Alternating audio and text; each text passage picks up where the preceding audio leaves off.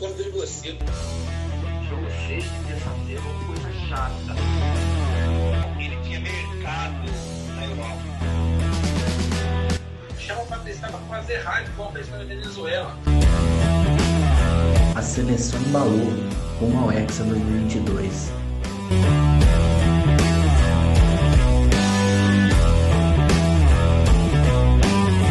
Muito boa noite a todos, sejam bem-vindos a mais um programa do Olho no Lance. Hoje aqui na nossa terça-feira, né, a gente teve a rodada do Brasileirão do domingo. Ontem a gente teve dois jogos, o jogo do Corinthians e do Palmeiras, né, o clássico que o Palmeiras goleou a equipe do Corinthians, a gente ainda vai falar disso. A gente também teve o Flamengo contra o Goiás, então a gente ainda vai ter muitos assuntos sobre o programa, mas para a gente começar, hoje eu tô aqui com o Caleb Molaz, Jorge Bento Rodrigues, que a gente vai falar muito sobre o Inter do Abel Braga, essa grande sequência de vitórias do Inter, né? Todo mundo que duvidou do Abelão vai ter que pedir desculpa, porque o Abelão tá lá em cima na tabela, brigando pelo título, né? A gente vai falar um pouco também da Série B ali, a situação do Cruzeiro, a equipe que não tem mais chances de acesso, então vai passar o ano de centenário na Série B. Então, ainda tem muitos assuntos. Então, para a gente começar, eu queria chamar o Caleb para falar do Inter do Abelão. Então, como é que é, Caleb? O Inter com essa grande sequência de vitórias, e aí? O Inter é candidato à briga pelo título? Como é que fica? O Inter ganha o campeonato ou é só por enquanto, vai cair de desempenho? Boa noite, Arthur. Boa noite, Jorge. Boa noite a todos vocês que nos assistem. Olha, Arthur, eu vejo muito difícil o Campeonato Brasileiro dessa temporada. Vou nem falar desse ano, porque tá misturando tudo já, né, nos anos. Mas o Abel conseguiu encontrar um jogo simples para o Internacional. E nesse campeonato, o jogo simples está sendo suficiente. O Inter não é aquele time que vai brilhar, vai fazer grandes partidas todos os jogos. Fez uma grande partida, é verdade, contra o Fortaleza, mas não vai ser encantador, não vai ser aquele time avassalador. Mas é o que tem para hoje. Falta 8 rodadas para o campeonato terminar e o Inter tem que ganhar. Mais importante que jogar bonito nessa fase é ganhar. E o Inter vem fazendo isso, vem uma boa sequência de vitórias, encostou lá no São Paulo, na liderança, e quem achava que o título ficaria entre São Paulo, Atlético e Flamengo, tá vendo que o negócio tá diferente, que o Inter roubou o lugar do Flamengo, pelo menos ao meu ver, e tá forte nessa disputa pelo título. Não acho que vai ganhar, porque eu vejo o Atlético Mineiro e o São Paulo, mesmo com péssimas atuações e inconstantes, no caso do São Paulo e no caso do Atlético, respectivamente, mas são times que têm mais perspectiva de melhora. Se você parar para ver, eu quero ver o jogo de quem? Do São Paulo ou do Inter? Eu vou querer ver um jogo de São Paulo. É nisso que eu acho que o adversário entra com mais medo desses times do que do Inter. Porém, o Abel se mostrou muito um bom treinador, mostrou que está de volta para o jogo e conseguiu juntar esse grupo, está com o grupo na mão, botou os meninos da base para jogar e os meninos estão dando conta do Ricardo. E é isso, vamos esperar até o final do campeonato, porque não dá mais também para ficar prevendo. Porque tudo que a gente fala aqui já acabou. A gente aposentou o Abel, a gente falou que o Flamengo ia ser campeão, a gente falou que o Domenech... acertou no Domenech. A gente falou que o Ceni ia voar, a gente falou um monte de coisa e não está acontecendo, né? A gente tá difícil esse campeonato para a gente saber, ficar chutando algum resultado do futuro. Puxando a sardinha um pouco pro meu lado, eu falei que a gente ia acabar com o Uruguai, né? Pô, respeita os Coringa do Tite. Pelo Não, amor de Deus. brincadeiras à parte. Ô Jorge, eu gostaria de chamar a atenção, a gente fala muito do Inter do Abel, é isso que o Caleb falou, é muito verdade, que o Abel botou a molecada para jogo, trouxe o elenco para ele que é um cara que também é conhecido por isso, por ter aquele seu estilo de treinar, de ser um treinador mais paizão, né? E eu me chamou muita atenção quando o jogo tava 2-2 a jogada do Patrick pro terceiro gol. Que ele domina a bola, ele corta os dois jogadores, ele vai à linha de fundo, ele não faz um cruzamento, ele dá um passe pro Peglo chegar e fazer o terceiro gol. Então, assim, o elenco do Inter, quando todo mundo falava que era um elenco mais limitado, a gente viu até onde o Kudê conseguiu chegar com o Inter. E depois, quando todo mundo falava que o Abel não ia dar certo, que o Abel estava ultrapassado, a gente está vendo o que ele está conseguindo fazer com o Inter. Então, nessa linha ainda do que eu te perguntei ao Caleb, até onde será que o Inter consegue chegar? E ainda também falando isso que eu falei um pouco do Patrick, qual também qual a importância dos jogadores nessa equação, porque a gente fala do Abel, mas sem os jogadores isso também não estaria acontecendo, como o Patrick, o próprio Peglo, e os jogadores, o Yuri Alberto, que são os jogadores mais novos, no caso do Patrick mais experiente, também chamando a responsabilidade. Então, com tudo isso, até onde o Inter consegue chegar? Boa noite, Arthur, boa noite, Caleb, e a todos que estão aí interagindo e assistindo o programa Olho no Lance. Olha, Arthur, a equipe do Internacional, ela veio numa crescente muito forte. Abel Braga está fazendo um trabalho maravilhoso e méritos não somente para o Abel, como também para todos os jogadores e comissão técnica. Os jogadores hoje do Colorado, eles aceitaram o desafio do Abel e não somente aceitaram, como também se uniram para fazer uma excelente campanha. A mídia foi muito crítica quando o Internacional contratou Abel Braga para substituir o Eduardo Cudê. Então, muitos torcedores do próprio Internacional criticaram, a imprensa acabou criticando, mas o Abel Braga, quando ele chega, ele já começa a mudar, dar um ritmo para o Internacional. Depois ele fica doente, teve a Covid, ficou afastado, volta, e essa volta após a doença, o Abel Braga volta muito forte, né? Ele fortaleceu e o grupo ganhou essa força.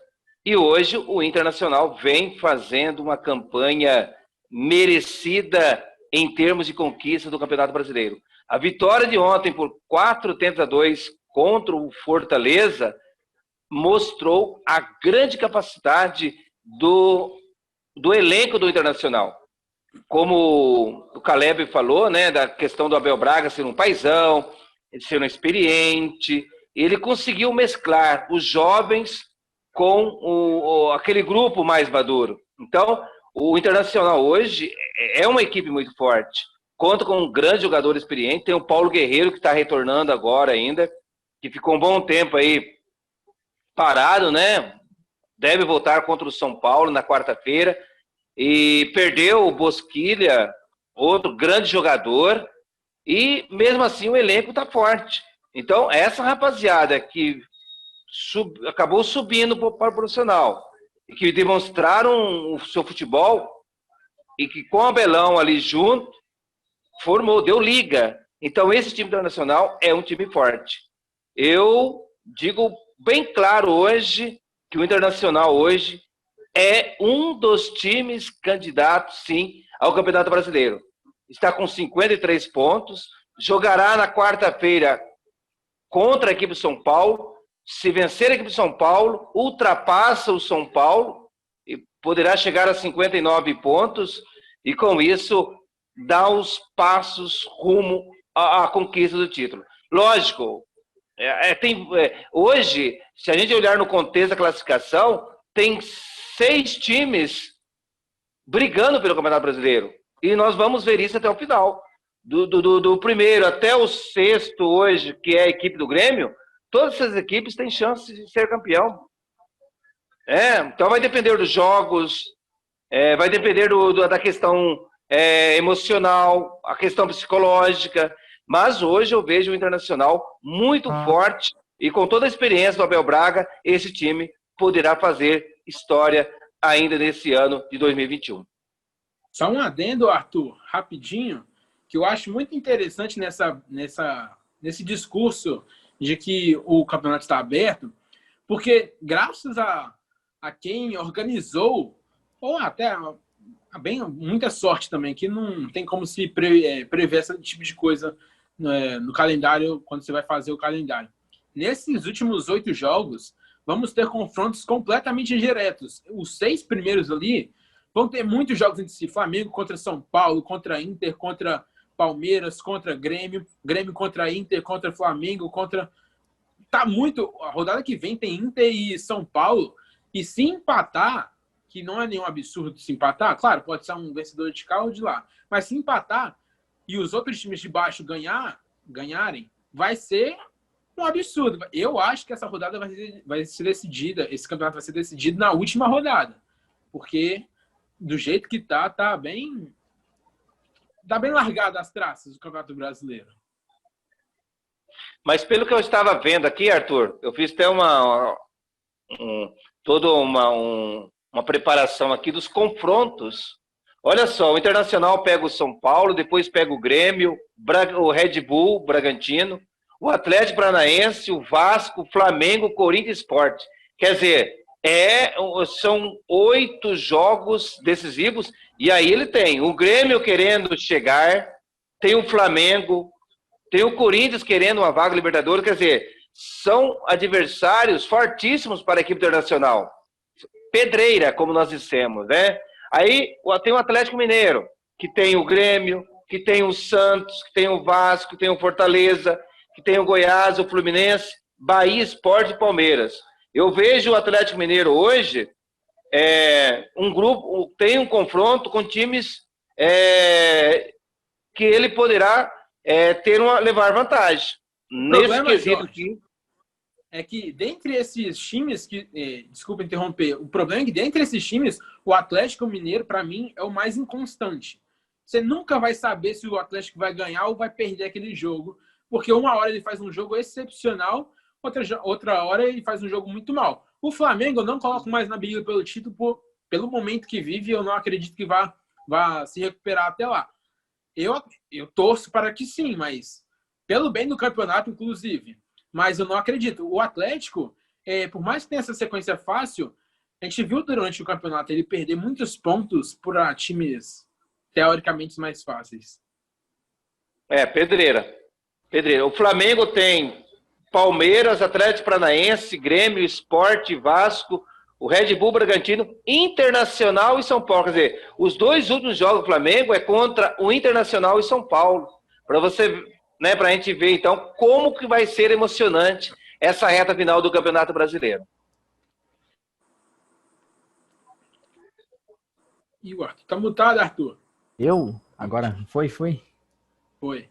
Não, eu tô vendo que a gente tá entrosado hoje, porque, ó, eu ia chamar atenção para esse assunto, que eu ia falar que as 2 próximas partidas do Inter iam ser 2 finais, que é a próxima partida contra o São Paulo, depois uma partida contra o Grêmio, que podem ser os 2 jogos da temporada do Inter.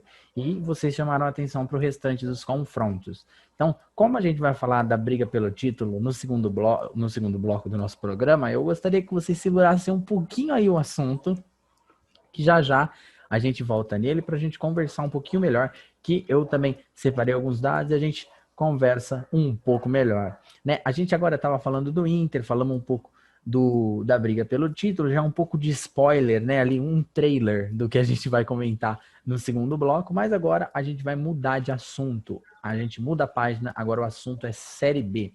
Então, a gente vai falar um pouco sobre o Cruzeiro, né? Que, como eu estava dizendo no começo do programa, a equipe já não tem mais chances de acesso e confirmado que o Cruzeiro passará o seu ano de centenário ainda longe da Série A. Então, se a gente fosse numerar aqui os problemas do Cruzeiro, seriam muitos. A equipe teve a perda dos 6 pontos antes do início do campeonato por conta do não pagamento de dívidas e a punição veio por parte da FIFA. A equipe teve milhares de problemas financeiros, confusões extracampo e problemas que a equipe acabou apresentando até dentro do campo.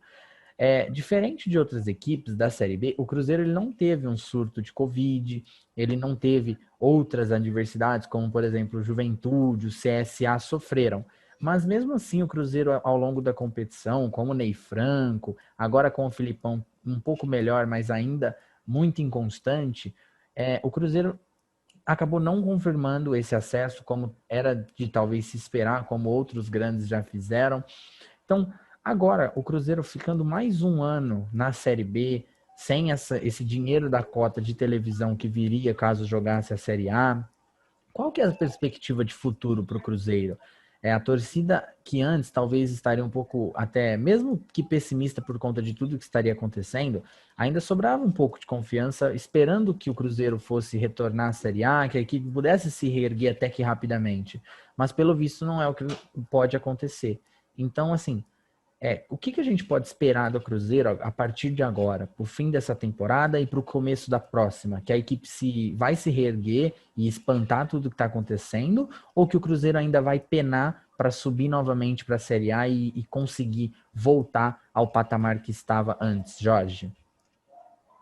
Eu acredito que o Cruzeiro ainda vai demorar aí realmente uns 2 anos ou 3 anos aí para voltar a ser o Cruzeiro tão glorioso, um Cruzeiro que tem uma história e é muito triste, né, comemorar então o centenário diante da situação. Todo time grande que acaba tendo aí o descenso, né, a queda para uma divisão intermediária, a equipe sofre. Como você, Arthur, já mencionou a questão aí da cota de televisão, agora com a pandemia tem a questão da bilheteria, tem a questão dos patrocinadores. Quer dizer, no contexto geral, o Cruzeiro está praticamente quebrado. Hoje o Cruzeiro tem muitas dívidas, o Cruzeiro começou com um planejamento péssimo, e depois que foi aos poucos fracassando ainda mais, teve 3 treinadores no decorrer de todo até agora chegar o Filipão. Sem falar ainda teve até a troca de diretores, foram 3 diretores. Então hoje, analisando o cenário do Cruzeiro, a gente pode afirmar que houve muita incompetência por parte do presidente, diretores, daqueles que estavam à frente desse grande clube que é o Cruzeiro. Então, o Cruzeiro, sem falar ainda das contratações equivocadas, foram contratados 23 jogadores. E esses jogadores, praticamente nenhum desses jogadores tiveram destaque agora na Série B. Então, realmente, o Cruzeiro sofre muito hoje com a situação atual. E tem jogadores hoje, o próprio Dedé cobrando dívida do Cruzeiro. Enfim, o cenário do Cruzeiro hoje é preocupante. O time não conseguiu subir para a Série B, está na 14ª posição da Série B. Este ano vai disputar novamente. Não vejo, não tem essa perspectiva que o Cruzeiro possa estar em 2022 na Série A, pelo momento atual. Lógico, pode mudar, pode ter novas parcerias, de repente o Filipão pode continuar, mas hoje eu vejo um Cruzeiro fracassado, um Cruzeiro que não consegue administrar economicamente e politicamente. Então, está uma bagunça na equipe do Cruzeiro. É muito triste falar do Cruzeiro diante desse cenário. Então, muitas pessoas que estiveram lá erraram. E muitas vezes toda escolha tem as consequências, né? Então hoje o Cruzeiro está pagando caro pelos diretores, pelos presidentes que lá estiveram e que não souberam administrar com eficiência. É muito triste ver hoje o Cruzeiro na Série B. Sempre esteve, né, na Série A, sendo campeão, disputando aí Copa do Brasil, Campeonato Mineiro, enfim, é uma grande equipe, mas que os resultados insatisfatórios e uma péssima administração fez com que o Cruzeiro tivesse essa queda e hoje está na Série B. Caleb, uma pergunta assim, rápida, hein? Se hoje, confirmando a queda do Botafogo para a 2ª divisão, para a Série B de 2021, quem você acha que teria mais chances de subir? O Botafogo ou o Cruzeiro? Cruzeiro. Nosso Botafogo, pelo amor de Deus.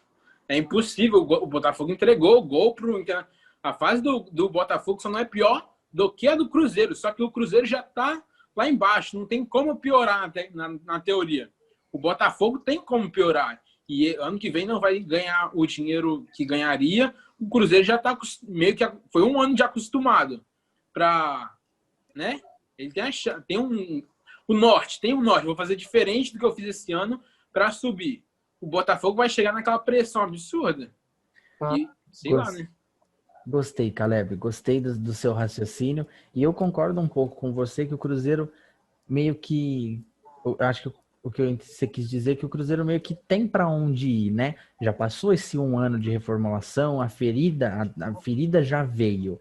Agora é levantar a cabeça e seguir. No caso do Botafogo. E é o ano centenário. Isso, tem a motivação emocional a mais. O Cruzeiro já perdeu os jogadores que perderia, né? Exato. Agora realmente concordo com o seu ponto. E você, Jorge? Se você tivesse que apostar suas fichas, quem sobe para a Série A? Botafogo ou Cruzeiro? Eu acredito que o Cruzeiro está um passo à frente da equipe do Botafogo. Porque, como o Caleb já, né, teve esse pensamento aí, e que eu concordo também, é que o Cruzeiro já teve essa experiência, né, da Série B. Então, agora é arrumar a casa, contratar peças, jogadores ali que realmente estão faltando para o clube. São pequenos ajustes para a equipe fazer um bom campeonato mineiro e depois já preparar aí para a Série B. O Cruzeiro, com organização, é possível retornar sim para a Série A para 2022. O problema também é a questão de se o Filipão fica. Se o Filipão ficar, vai ser uma sequência de trabalho. E para mim, se o Filipão tivesse desde o início, o Cruzeiro subiria. Para mim, não subiria como primeiro colocado a 100 pontos e 20 de diferença do segundo. Não subiria. Mas eu acho que subiria com relativa tranquilidade. Nisso, eu acho que a gente já não concorda. Porque você, mesmo que tendo o Filipão, o Cruzeiro apresentou uma melhora, o aproveitamento subiu. O Filipão, quando ele chegou, o principal ponto que talvez ele trouxe para o Cruzeiro foi a mudança de moral da equipe. Ele pegou uma equipe na Série B desacreditada, ele começou a vencer jogos, ele, desde o seu treinamento, ele motivava os jogadores, ele conseguiu mudar o moral da equipe, virar essa chave e dentro do campeonato fazer o time engrenar. Agora, eu acho que se ele viesse desde o começo, essa virada de chave, essa mudança, eu acho que ela seria muito mais difícil de acontecer, porque o time acabaria de ter caído, ele talvez, os jogadores, ele não conseguiria fazer os jogadores acreditarem desde o início que era possível essa subida, principalmente depois do baque que a equipe sofreu com aqueles menos 6 pontos, que começou o campeonato muito mal, e aí foi vendo os rivais pontuando, e aí o Cruzeiro precisa de uma vitória agora para chegar a 2 pontos do G4. Na próxima rodada o Cruzeiro precisa de uma vitória para ficar a 4.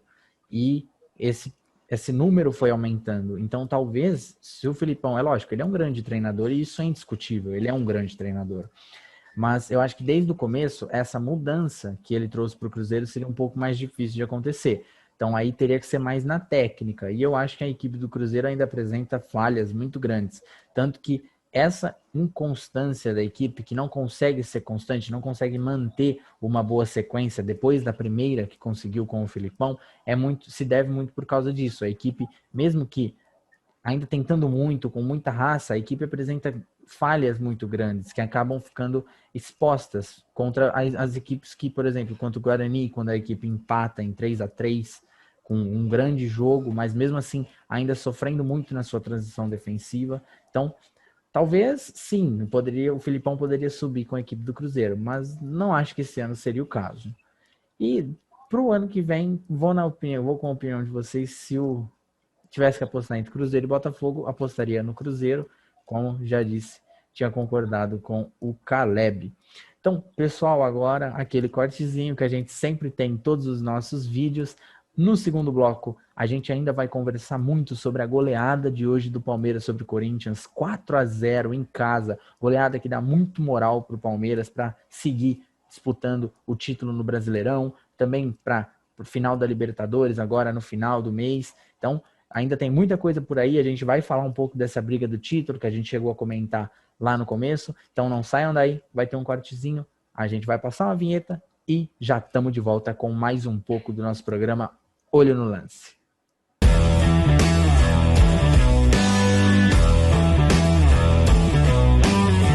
Gravando.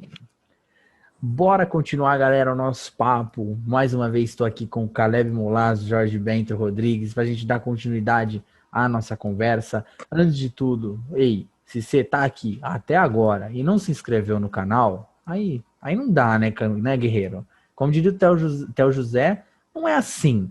Então, já se inscreve no canal, deixa o seu like para mostrar que você gosta do nosso trabalho, dá esse apoio pra gente. E agora, continuando o nosso papo, quem tá fazendo tudo certo, quem tá com a bola lá em cima é o Palmeiras.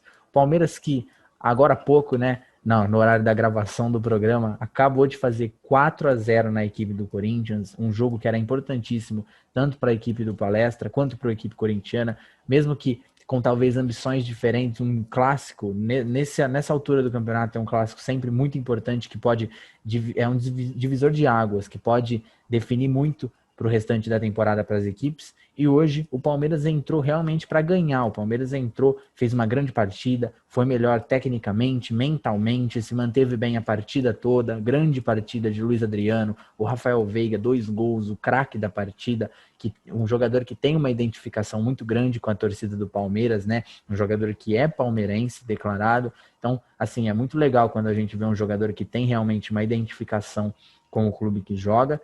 E hoje, né, a equipe do Abel Ferreira, que agora, quando a gente falava, o Palmeiras está disputando 3 competições, e aí durante um período a gente falou, não, então ele está disputando só Libertadores e Copa do Brasil, o Brasileirão ficou mais difícil, quando começou a tropeçar um pouco. E com a vitória de hoje e os tropeços das equipes de cima, o Palmeiras volta para a briga do título do Brasileiro.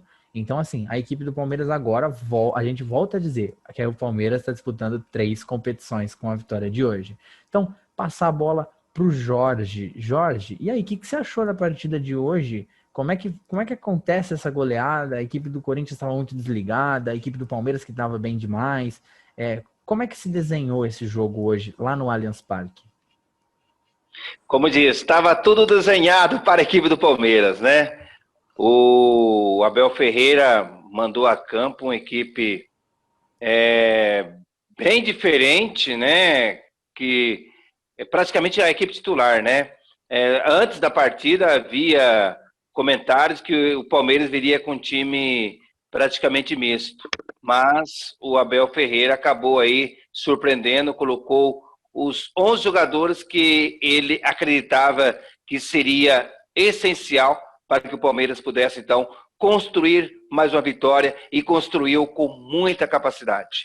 No primeiro tempo, a equipe do Palmeiras conseguiu, até os 20 minutos aí, um jogo que não era bonito, mas que conseguiu atacar, defender, construir a jogada e terminava. Essa é a diferença da equipe do Palmeiras, uma variação tática muito grande, e com isso, aos poucos, foi, né, fazendo com que a equipe do Corinthians cedesse, então, espaço. E a partir do momento que o Palmeiras teve a oportunidade, Rafael foi para a rede e Luiz Adriano também acabou fazendo o segundo gol, 2-0 no primeiro tempo. Palmeiras sobrou no primeiro tempo com muita eficiência frente à equipe do Corinthians, que vinha mais de 6 jogos aí invicto, né, vinha fazendo uma boa campanha no Campeonato Brasileiro, mas hoje o Palmeiras acabou, então, impedindo mais uma vitória da equipe do Corinthians. Terminou o primeiro tempo, 2-0, Palmeiras voltou para o segundo tempo, e olha, como fosse um trator, viu? Aos 2 minutos, novamente, Rafael Veiga fazia o terceiro gol, e ali parecia que tudo estava consumado, mas tinha muito futebol ainda a apresentar a equipe do Palmeiras. o Corinthians não conseguia marcar, não conseguia fazer o jogo fluir como fez nos últimos jogos, e o Palmeiras aproveitou as falhas da equipe do Corinthians e com isso ampliou com o Luiz Adriano fazendo o 4º gol, teve a chance com o Rony para fazer até o 5º e o 6º gol. Mas a vitória construída no Palmeiras com os 2 gols no primeiro tempo e os 2 gols no segundo, pelos mesmos marcadores, Rafael Veiga e o Luiz Adriano, fizeram que o Palmeiras aproximasse aí e passou então a ocupar a 5ª posição. Com a vitória de hoje frente à equipe do Corinthians, foi para 51 pontos, quer dizer, 6 pontos atrás do líder de São Paulo. O Palmeiras entrou de vez na briga pelo Campeonato Brasileiro. Então hoje o Palmeiras disputa 3 competições de alto nível e olha, com esse elenco o Palmeiras tem, com essa gana, essa vontade do jogador do Palmeiras, nós podemos dizer que o Palmeiras é franco favorito nas 3 competições. Ao meu ver, essa é a minha concepção. Mas foi um bom jogo, gostei do jogo sim. O Corinthians praticamente hoje não jogou, não apresentou o mesmo futebol que vinha apresentando, e vale destacar também com as boas defesas do goleiro Everton da equipe do Palmeiras, que fez milagres em muitas defesas, ele que vem sendo também um dos grandes destaques dessa equipe do Palmeiras. É uma equipe muito forte, conta com um elenco espetacular, aí, com grandes jogadores, e mérito para a equipe do Palmeiras, mérito principalmente para os jogadores e toda a comissão técnica, e ele, né, o grande treinador, o Abel Ferreira.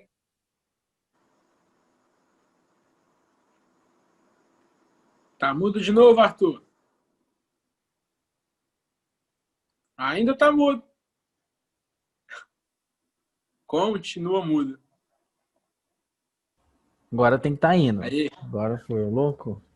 Não, então, hoje, para vocês, se a gente tivesse que... É lógico, a gente ainda vai falar muito sobre Libertadores, sobre Copa do Brasil, a gente ainda para os próximos programas, mas hoje, com quantos títulos vocês acham que o Palmeiras vai acabar essa temporada?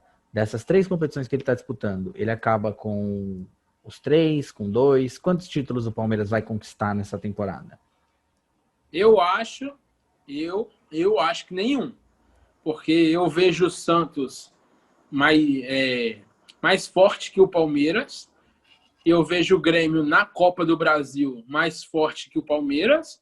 E eu vejo o Palmeiras muito, por mais que esteja colado no Brasileirão lá em cima e tal, mas são 3 pontos de diferenças que vai ter muito confronto direto. Nesses confrontos diretos, o Palmeiras vai ter jogos que ele vai misturar os jogadores, vai jogar com um time misto, porque tem as finais para disputar. Então, eu acredito que, no máximo, 1, se for, vai ser a Copa do Brasil, porque eu acho que a Libertadores é do Peixão já. Eu, na minha humilde opinião, eu acho que o Palmeiras crava 2 títulos aí tranquilamente. Pelo elenco que tem, pelo treinador, pela essa motivação, eu acredito que o Palmeiras consiga ser campeão na Libertadores, lógico, com todo respeito à equipe do Santos, mas o Palmeiras é mais time para enfrentar a equipe do Santos. E na Copa do Brasil, eu acredito também que o Palmeiras possa vencer o Grêmio do Renato Gaúcho. Então, 2 títulos aí na minha conta para a equipe alviverde do Parque Antártica, o Palmeiras. Mas, ô Jorge, o Arthur, rapidinho. O Palmeiras joga muito bem muitas vezes, mas se ele jogar contra o Santos, o que jogou contra o River, e como jogou contra alguns jogos antes dessa sequência embalada do Palmeiras, o negócio fica difícil pro Palmeiras. Posso até concordar, Caleb, mas eu acredito que o time do Palmeiras é um time mais cascudo, um time que deu liga com o Abel Ferreira. Eu acredito que essa é a principal diferença. E o Palmeiras não deu liga com o Cuca? Sim, deu. Eu estou dizendo que o Palmeiras tem um elenco forte, né? O que o Santos não tem. Mas então, o Palmeiras lógico. não tem o Marinho. Marinho e o Soteldo. Esses 2 infernizam qualquer zaga. Sim, Você acha que o concordo. Marcos Rocha vai aguentar? O Marco Rocha e o Vinha vai aguentar o Marinho e o Soteldo? Eu acho que não. vai ser uma final de 3-2 para mim. Vai ser gol aqui e gol lá, porque eu acho as duas zagas muito... As duas laterais, no caso, muito fracas. Mas eu acho que Marinho e Soteldo é o diferencial que o Palmeiras não tem. Tem o Luiz Adriano, que é talvez o melhorzinho, tipo, o realmente bom, porque o time do Palmeiras é muito bom coletivamente, mas individualmente não é aquele time que você...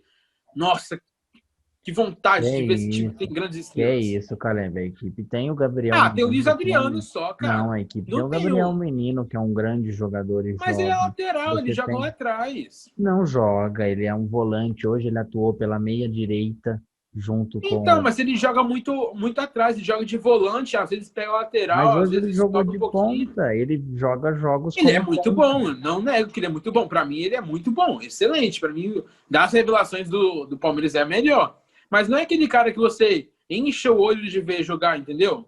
E ele não Pô, vai mas pegar a bola lá de trás e fazer um gol. O Palmeiras tem É grandes difícil. jogadores. Você tem o Luan, que vem sendo um grande criador de jogadas esse ano, o zagueiro. Hoje fez uma grande partida, como a gente estava comentando. Tem o Gabriel Não. Menino, que é muito bom. Não. Você tem ali pelo meio o Zé Rafael, que é um bom jogador e vem fazendo bons jogos. O próprio Sim, Rafael eles são Veiga, são que bons vem jogadores. vivendo a fase mais artilheira da carreira dele. Alan São Patrick. bons jogadores, mas eu acho que o Santos tem um Marinho e o Soteldo que são acima de bons jogadores. São jogadores que decidem um jogo. Por isso que eu acho que o Santos leva a Libertadores. Assim, vocês estavam comentando sobre títulos. Eu creio que o Palmeiras leva que vai ser a Copa do Brasil. Eu acho que a Libertadores fica para o Santos e que o brasileiro fica ou ali para o Flamengo ou até para o próprio São Paulo, que conseguindo se reerguer. Mas, e eu até concordo que a Libertadores, o Santos, vejo o Santos mais à frente, muito por conta da alma do Santos, que chegou a essa final, uma equipe com muita alma, que vem, como a gente fala no futebol, com o coração na ponta da chuteira. E eu vejo também muito disso que você falou. O Santos tem jogadores que vão conseguir infernizar constantemente os laterais palmeirenses, que vêm mostrando algumas dificuldades na transição defensiva. Só que, se a gente for pegar o histórico do Abel Ferreira com grandes partidas contra equipes grandes, como foi contra o River, como foi contra o Corinthians, o Atlético Mineiro, quando ele ganhou de 3-0 do Atlético em casa. Então, assim, você tem um Abel Ferreira como um treinador que vai fazer os ajustes táticos necessários, uma equipe que vai conseguir jogar o seu bom futebol, vai conseguir impor o seu estilo de jogo contra praticamente qualquer equipe que ela jogar contra. Então, a gente ainda mesmo vendo o Santos à frente, é uma final que pode ir para qualquer lado, muito também por ser jogo único, não ter aquilo do fator casa, que vai acontecer na Copa do Brasil. Então, muita coisa pode acontecer. A gente teve, por exemplo, a gente tem o exemplo das finais da Champions League, que são finais únicas. A gente tem o time do Atlético de Madrid, que ganhava de 1-0 do Real Madrid, até o minuto 93, com o gol do Sérgio Ramos de cabeça. Então, acho que muita coisa pode acontecer de, por exemplo, a gente está falando do Marinho de Soteldo, mas pode acontecer de, nossa, o Caio Jorge fez uma partida excepcional e foi o craque da partida. Então, acho que muita água pode rolar ainda, para a gente ainda talvez conseguir cravar com precisão, ainda é muito difícil. E eu acho também que o time do Palmeiras é muito fraco psicologicamente. Só ver o jogo contra o River, que era só não tomar, só não fazer o jogo que fez, que passava tranquilo. E ele conseguiu dificultar um jogo de 3-0, que começou com 3-0. E por isso eu acho que se o Santos fizer um gol, acabou pro Palmeiras, não tem mais aquele poder de reação. Mas é mérito do River, é a melhor equipe da década, né? Da década passada, mas... é a melhor equipe da década passada. O Palmeiras passa com muito mérito, muita moral para cima do River, porque o River é a equipe do Marcelo Galhardo, é uma equipe que talvez, sem dúvidas, foi a melhor equipe do futebol sul-americano por tranquilamente 5 anos. É que realmente o Palmeiras esteve muito mal psicologicamente no segundo jogo. Mas se a gente for pegar, para você fazer um 3-0 fora de casa, e ainda se segurou bem até. Você tem uma boa partida do Everton, e assim, a equipe no final deu um pouco de sorte, mas é bom contar com a sorte de campeão. Sorte que se chama VAR. Essa é a sorte. O dinheiro da dona Leila no bolso do juiz. É esse que é a sorte. Que é isso? Não, Caleb. Foi muito pênalti aquilo. Mas Aquilo- tá impedido na jogada, aquilo é um no primeiro absurdo lance, de não é no pênalti. segundo lance, é no primeiro, a bola sobe, quando o primeiro cara cabeceia e ela vai sobrar, ele tá impedido. Os dois lances de impedimento são Não, não é corretos. esse. Esse é o jogo do final do. É aquele que um cara dribla, aí eu não sei quem que faz o pênalti ali. O Borré faz o drible e, se eu não me engano, Não, o Matias Soares faz o drible Isso. e o cara, pelo amor, é porque pegaram uma câmera que ficou sobreposta. Ficou a perna Mas- Ah, não. Aí ficou com câmera lenta. Câmera lenta nunca é falta. Não, Pra mim mas nunca é pênalti, mesmo câmera na lenta. câmera, mesmo na câmera normal, se você for pegar, o cara do River corta, o cara do Palmeiras está chegando com a perna, e aí o cara do River já tá fazendo movimento de Mas queda. houve o Aí toque. o cara do. Não, houve o toque, mas o zagueiro do Palmeiras, ele tira a bola, ele dá um tequinho na bola e pega na perna do cara do River. Aí o Matias Soares, ele já tá em movimento de queda, ele já tá se projetando pro chão. Então, aí, ao meu entender, realmente, eu já vi pênaltis marcados assim. Você tem no próprio Campeonato Brasileiro muitos pênaltis onde o jogador já tá caindo, ele já tá ali, pá, e o juiz marca, vai pro VAR e marca. Mas ali cabe esse critério de que o jogador estava caindo e que o toque não foi. Então, Os outros eu não discuto porque é impedimento. Impedimento não se discute. Mas aquele, eu achei. Eu acho também que se, tipo, independente da parte se foi pênalti ou não, o Palmeiras levou com mérito, porque a partida que o Everton fez foi primorosa. Mas é isso que eu falo. Para chegar contra uma final, vai chegar com esse gosto de se a gente tomar um gol, a gente não consegue virar. Se a gente fosse discutir, caberia até uma certa discussão no pênalti que o Everton faz em cima do Rojas, né? Naquele lançamento na área, que acho que o Marcos Rocha, ele cabeceia para trás, e aí o Everton chega de soco e atinge o jogador do River, que foi até o lance que a revista Olé, né, da Argentina, reclamou muito, que ela concordou realmente com os outros lances que o VAR atuou, mas ela disse que se o VAR interviu naqueles lances, por que o VAR não interviu nesse lance do Everton, que ele sai de soco e atinge o rosto do jogador do River? Então eu acho que assim, quando a gente fala de VAR, a gente até transforma um pouco em achar pelo em ovo, né? A gente vê a jogada e a gente fala, pô, onde que aconteceu alguma coisa? A pergunta passa a ser, em vez de será que foi um gol legal, a gente passa a ser por que não foi um gol legal? E aí tudo que acontece naquela jogada é passível de anular o gol. Como eu disse, eu concordo com as marcações do VAR, mas acaba ficando um pouco de achar pelo em ovo. Que aconteceu o gol, beleza, aí o juiz para, o VAR fala, não, vamos parar o lance, vamos checar. Aí a pergunta não é essa de, será que foi um gol legal? A gente fala, não, por que não foi um gol legal? E aí, pode ter tido uma falta aqui. Mas esse lance aqui estava impedido. Impedimento não se discute. Mas aconteceu esse lance aqui, que ele fez uma falta no começo da jogada, pode ser falta. Aí o juiz vai lá, parou, VAR, falta. Então, acaba ficando um pouco disso, de a gente ter que, nossa, onde nessa jogada a gente pode anular esse gol que aconteceu? Até é discutível realmente como é procedido ainda, e talvez para a gente chegar na perfeição vai demorar um pouquinho de tempo. Então, pessoal, antes da gente ir para o nosso troféu abacaxi, o troféu maçã, que a gente sempre tem no final dos nossos programas, eu gostaria que vocês dissessem, se hoje vocês tivessem que apostar suas fichas em alguém para ser o campeão brasileiro, em quem vocês apostariam? É difícil, hein? Difícil porque ninguém quer ganhar. O São Paulo, que a gente achou que ia ganhar, não quer ganhar. O Inter do nada apareceu. O Atlético joga bem um jogo, outro não. O Flamengo nem se fala. Joga 2 mal, 1 bom. E o Palmeiras, não sei se consegue chegar até lá. Então, eu acho que fica... Não sei, cara. Com o Atlético Mineiro, porque é o que tem uma sequência mais fraca, vamos dizer assim, de jogos, em detrimento aos outros. Que os outros têm muito clássico, muito jogo entre si, muito confronto direto. O Galo só vai ter 2, contra o Palmeiras e contra o Inter, se não me engano. E o fato do Galo também, mesmo que a equipe é muito inconstante, as equipes do São Paulo se mostram muito fortes. em grandes partidas. É uma equipe que entra muito bem, que traz essa garra, essa energia que a equipe precisa para dentro do campo, né? E você, Jorge, em quem você apostaria? Eu aposto no São Paulo e no Internacional. Não porque os dois times estão aí na reta final com uma pequena vantagem. Acho que vantagem de 6 pontos, 7 pontos hoje não é uma vantagem grande.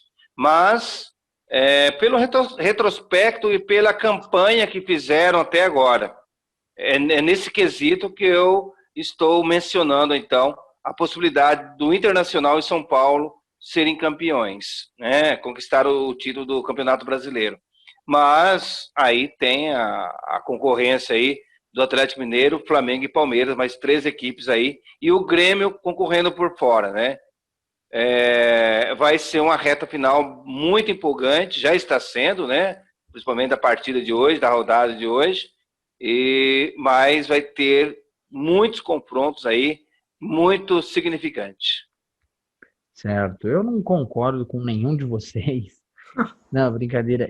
Se eu tivesse que apostar, eu apostaria no Flamengo, porque acho que a equipe com os grandes jogadores que tem, e agora talvez com as coisas se acertando um pouco mais, acho que a equipe chega forte para esse final de campeonato. Lembrando que agora há pouco, né, antes, no meio do programa ali, ainda estava acontecendo a partida, mas a partida terminou, o Flamengo venceu o Goiás fora de casa por 3-0 com 2 gols de Gabigol, e o terceiro gol foi do Pedro, que entrou muito bem, fez mais um gol, um grande centroavante, o Pedro, né, Caleb? Que a gente aqui do programa todos gostamos muito do Pedro.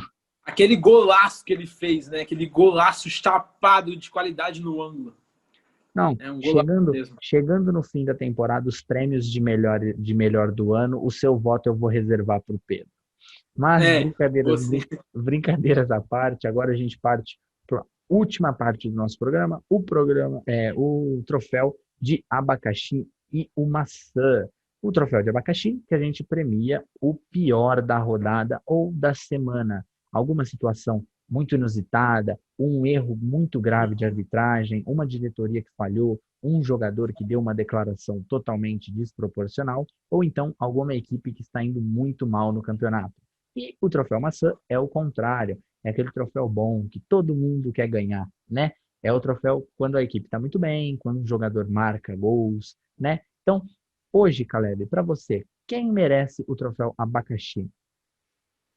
Pelo tudo que representou nesse 2019 e 2020, e o resultado tem sido muito mostrado em 2021, vai passar o ano de centenário na Série B, vai dar esse troféu para a diretoria, um conjunto todo do Cruzeiro, porque não foi só culpa daqueles dirigentes ou daquele outro, foram uma série de culpas de todos os dirigentes acima que mandam no Cruzeiro. Fizeram perder 6 pontos na FIFA. Uma bagunça completa, então vai para a diretoria do Cruzeiro. Com Itair Machado, o tri da Libertadores já não está mais adiantado.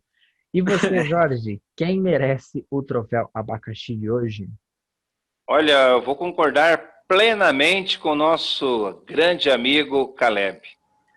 Vai para o Cruzeiro também, sabe? É muito triste hoje ver o Cruzeiro na situação.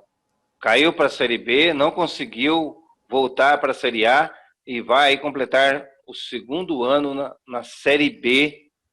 É lamentável, mas é o resultado de tudo aquilo que foi feito de forma com muita incompetência, né? Essa é a palavra-chave, incompetência. É muito triste realmente, a gente já comentou em outros programas como é triste ver times como Botafogo e Vasco, no caso o Vasco agora um pouco melhor, mas grandes equipes do futebol brasileiro figurando entre os piores da competição, no caso do Cruzeiro agora na Série B, essas equipes sofrendo muito por conta de problemas da diretoria. Então fica a pergunta, até quando esse amadorismo vai reinar no futebol brasileiro, né? Então agora, vamos lá, vamos mudar um pouco, vamos para o troféu maçã. Para você, Caleb, quem leva o troféu maçã de hoje? O troféu vai sem dúvida para o Palmeiras, que Pro ganhou o Pedro. clássico contra o seu maior rival de 4-0 em casa, humilhou. E aí tem aquela frase que clássico é clássico, vírgula, o jogo de ontem entre Palmeiras e Corinthians, porque aquilo foi uma humilhação. O Pedro não merece. Fez gol, mas não Não, merece. o Pedro não vai ganhar nenhum prêmio Maçã meu. Não vai ganhar. Só se ele fizer 2 gols na final da Libertadores. Tá certo, tá certo. Jorge, vai concordar com o Caleb ou vamos diferente? Eu vou concordar com o Caleb também. Eu já tinha escrito aqui, ó, Palmeiras. Não colei do Caleb, hein? Palmeiras pela eficiência, pela vitória de hoje e pela performance, né, que vem fazendo 3 competições e com vitórias, chegando aí em 2 finais, e por isso merecido o troféu de maçã para a equipe do Palmeiras. Eu sou voto vencido, mas vou concordar com o pessoal nos dois. Acho que a situação do Cruzeiro é tristíssima. A equipe não poderia, de forma alguma, estar passando por isso. E por conta de alguns vermes do nosso futebol, a equipe vem passando por essa situação. Pessoas que agora já não vão mais dar as caras, que vão ficar sumidos por bastante tempo, vivendo a sua vida com a tranquilidade, com o seu dinheiro bem ganhado, e vão estar aí, né? Que acabam com a vida das equipes, roubam o dinheiro que estava ali, fazem uma péssima administração e simplesmente fica por isso mesmo. E aí é o clube que paga a conta. Então, no meu caso, o troféu abacaxi vai para o Cruzeiro, e acho que o troféu maçã não tinha como a gente discordar. O troféu maçã tinha que ser para o Palmeiras hoje, né? Principalmente por conta da vitória no Clássico 4-0, muito bem, 3 competições pela frente, chances de título reais pelo Palmeiras. Então, a equipe palestrina vem forte demais e pode terminar a temporada de 2021, que estava meio ali, a temporada de 2020, que agora se estendeu para 2021, estava meio sem rumo com o Luxemburgo, pode terminar muito bem, dando muitas alegrias ao torcedor alviverde.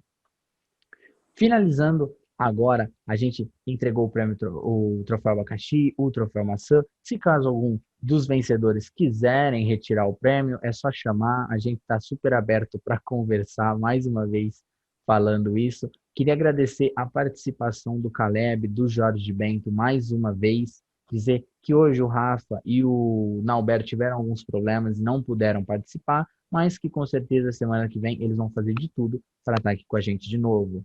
Assistiu até aqui? Pô, não deixa de se inscrever no canal, deixa o seu like, compartilha com os seus amigos e não se esquece, semana que vem tem mais, muito futebol, muito sobre a rodada do Brasileirão, vamos falar sobre a Libertadores, a Copa do Brasil ainda que vão vir pela frente. Então, muito obrigado por nos assistir hoje, até semana que vem.